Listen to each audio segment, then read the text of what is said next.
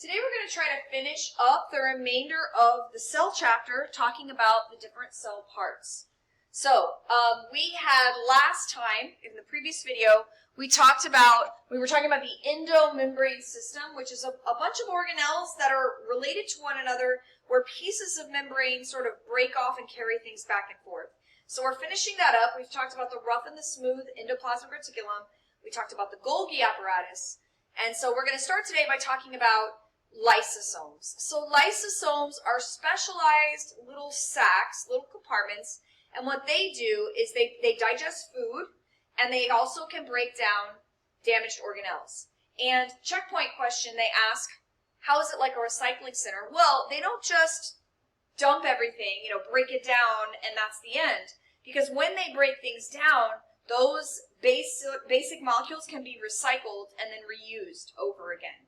So simple sugars or amino acids or things like that, nucleotides, anything that the lysosome breaks down, those nutrients can now be used to rebuild new proteins, new nucleic acids, etc. The lysosomes are actually made by the Golgi apparatus, and that all falls under the direction as well of the nucleus. So here's a picture. This is the lysosome. It's full of digestive enzymes. Whoops, sorry, let me make this so I can draw. So it's full of digestive enzymes. In this case, it's fusing with a food vacuole. So this is food in a little vesicle or vacuole. These fuse together, and the enzymes of the lysosome can now digest that food into nutrients, sugars, nucleic acids, amino acids, and then the cell can use those nutrients to build what it needs to stay alive. And this is showing a lysosome breaking down a damaged mitochondria. So this is another organelle. The lysosome, it's damaged. The vesicle, this little sac, has it. And the lysosome comes in and it breaks it down. And then again, these can be recycled or reused for something else.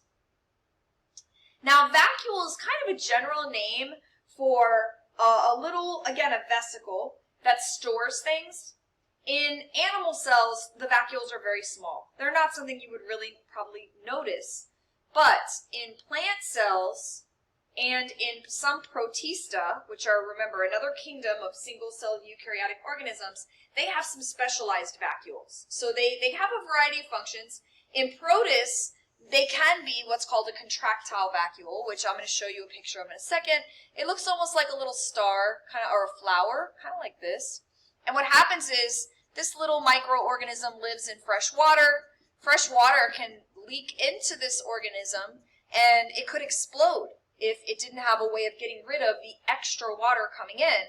So this vacuole, it's almost like a little bladder, sucks up the extra water, squirts it back out again. And plant cells, this vacuole you should even be able to label in a picture. So this vacuole is bigger than the rest of the cell parts, to be honest. This is the nucleus here. This is the nucleus and the ER and all the other parts are there. And this giant thing here, this is the vacuole. And what it does, it stores water, it stores molecules and wastes. And they don't really talk too much about it here. But it also creates pressure that keeps the plant cells stiff. If the vacuole loses its water, that's when your plants will look wilted. So they're very important parts of a plant cell. Now, a food vacuole might be something like when this little organism eats something, it might become part of a food vacuole. And that would technically become part of the endomembranous system because that little sac could then fuse with a lysosome, which could digest it. And remember, anything that involves pieces of membrane sort of wrapping around things and traveling to different locations is going to be part of that endomembrane system. This is a contractile vacuole here. See what I mean? It looks almost like a little starburst or a little flower. When it fills up with water, these are full of water. When they get rid of their water, that little circle in the middle would be much smaller, and then it would still have these little things coming off the side. Here is, look at the central vacuole in a plant cell. See what I mean? How big it is? It's bigger than the nucleus even. And this would be full of water, and also some other things could be in there. But it's also creating pressure. Notice how it's actually pushing everything else against this cell wall out here, and that's what makes the plant cells stiff. So that's really important in plant cells. All right, so this is sort of a summary of what's happening in the endomembrane system. So again, notice all these membranes are connected. Make sure you understand that. Here's the nuclear membrane. Look at how it's actually connected to the rough ER. They're like one. It's like it's hard to tell where the nucleus ends and the rough ER begins. Does a piece of rough ER always stay on the rough ER? No, because when it makes a product and it modifies it, a little vesicle, this actually pinches off. This is a piece of membrane, and it fuses with the Golgi apparatus or Golgi bodies. And then from there, it might become a vacuole, or it might become a lysosome, or it might become just a vesicle, another vesicle that carries that product, packages it and carries it out of the cell. And now this piece of membrane becomes part of the cell membrane. So that's why this is called the endomembrane system, because you have the nuclear membrane. So if this is your cell, you have the nuclear membrane. It's fused with the rough ER. So here's the rough ER, and it's literally touching. They become part of each other. The rough ER has our little ribosomes around it. A vesicle can break off the rough ER. So it was here, and it literally pinches off like this. And now that travels to the Golgi bodies, where it fuses with that. So this fuses with this, the contents come out, and now it's in here. And then a vesicle can break off and then fuse with the cell membrane and become part of that as well. So endomembrane system, and all of those organelles are part of it. All right, there are two organelles that are specific to energy that we talk about, and those are the mitochondria and the chloroplasts. And each of them has its own chapter dedicated to it, so we're not going to spend a lot of time talking about it now. But I will mention, number one, they're only in eukaryotic cells. Make sure you know that. And also, and this is important, almost every eukaryotic cell has mitochondria. A lot of people are under a misconception that animal cells have mitochondria and plant cells have chloroplast. No, wrong, incorrect. Mitochondria are in plant and animal cells. All cells need energy. And so eukaryotic cells, almost every eukaryotic cell, including plants, have mitochondria. They have two membranes. You should know what they look like from a picture. Something like this. And what you really need to know for now, I'm not going to ask you about the matrix and the inner and outer membrane, but you should know that what they do is something called cell respiration. And a reminder, checkpoint question, what is cell respiration? We've talked about that before, briefly, and we're going to talk about it more later. It's where glucose and oxygen produce carbon dioxide and water and a whole bunch of energy in the form of something called ATP, adenosine triphosphate, which is sort of the cell's energy currency. It's the correct money, so to speak, that a cell uses to run different processes. So even though glucose is full of energy, and we think of us using sugar for energy, how do we really use the sugar? Well, the glucose gets broken down, and the energy is extracted from it and captured in these little energy packets, which are ATP, and that runs cell reactions. So that's what cell respiration is. This is a picture of a mitochondria. And then this is a chloroplast. Pretty much everybody knows what chloroplasts are. They also have a special internal structure. They have these little stacks inside. We're not going to talk about them right now. We're going to talk about them in their own chapter. But they are specific to plants, and they do the process of photosynthesis. I believe there's a few algae that also have them, but they are not found in animals. So remember, plants and animals and protists and fungi across the board all have the mitochondria, but only the plants and possibly a few algae have chloroplasts in addition to the mitochondria. Okay, and then there's a theory called the endosymbiotic theory, or sometimes it's called the endosymbiotic theory. So what is that? Well, what it basically says is that the mitochondria and chloroplasts, the way that they became part of a cell, they didn't evolve like a Golgi body that over time just sort of formed. What they think is that mitochondria were bacteria. These ancient bacteria had the ability to use sugar for energy, and these bacteria that were sort of the precursors, I should say, to mitochondria, were eaten by a bigger cell. Now, rather than the cell digesting them, they lived in a symbiotic relationship. What does that mean? Symbiosis is a relationship. In this case, it would have been a mutualistic relationship where they helped each other. That's what symbiotic relationship means. So the mitochondria produced ATP for the cell provided the mitochondria with sugar.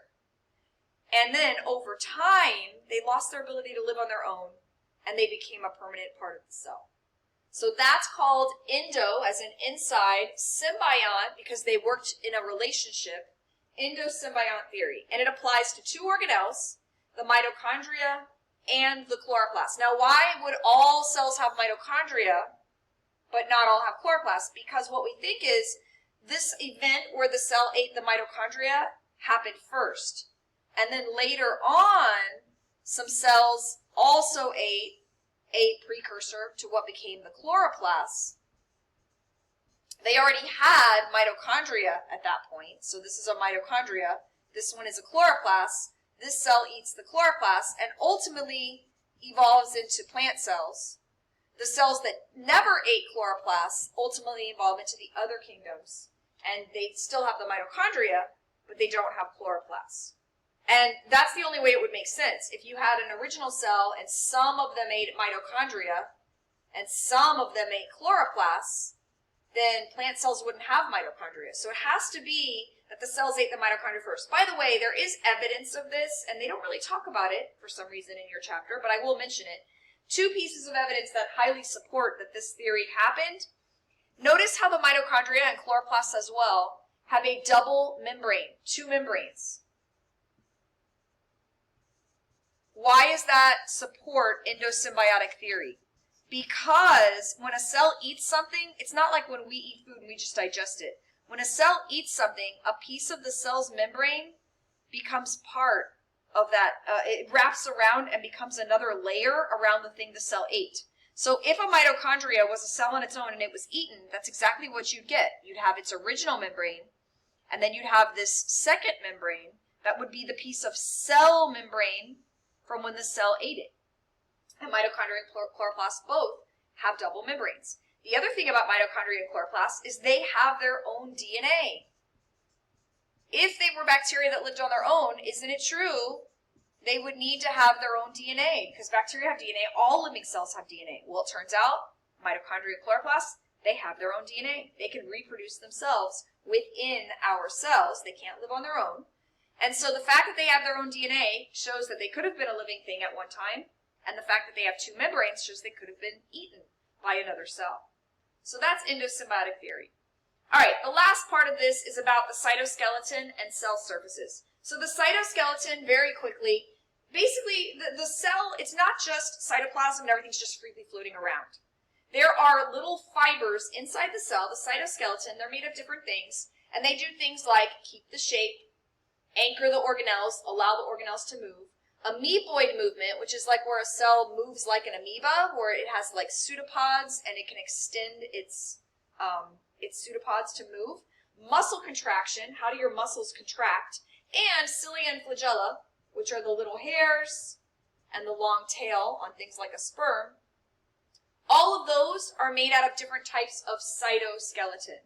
And these are some pictures. So these are all these, look at all these fibers inside of a cell. This is made out of something called tubulin. You're not going to be tested on these specific ones. Intermediate filaments are another one. And then microfilaments, these are the ones that can contract. Your muscles are full of these so that they can contract. So that's the cytoskeleton. This is cilia. This is a flagellum. They're made out of, again, a particular type of cytoskeleton. And last but not least, the cell wall. Now, don't think that a plant doesn't have a membrane. It only has a wall. This is important. Plant cells have both. So they have the cell membrane that controls what enters and leaves. And then outside the cell membrane, they have a fibrous cellulose cell wall that protects them, keeps them upright on land, and makes the leaves stiff, like I mentioned.